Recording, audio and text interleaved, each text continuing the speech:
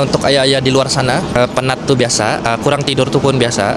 Jangan bagi anak rasa yang kita ni tiada. Saya mau tanya tips kejayaan daripada Kaki Tangan Hospital. Jom, saya mau ambil masa Encik sikit, boleh tak? Boleh. Soalan yang pertama, bila Encik rasa Encik sudah berjaya? Okey, kalau saya ni berjaya bila cukup kasih makan anak bini lah di rumah. So, Encik kerja siang malam, balik pun dah tentukan.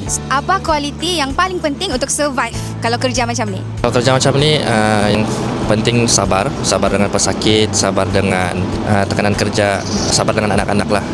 Sebab selalu orang tanya bila ada dia mau balik. Kalau diberi ekstra 1 jam dalam sehari tu, apa yang Encik akan buat?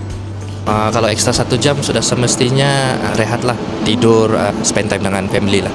Apa nasihat Encik untuk ayah-ayah yang tengah struggle, yang kerja macam Encik sekarang? Okey, untuk ayah-ayah di luar sana, penat tu biasa, kurang tidur tu pun biasa. Jangan bagi anak rasa yang kita ni tiada. Cari masa spend time sama ada orang lah. So, inilah dia, walaupun sibuk kerja tapi cinta kepada anak-anak still nombor 1.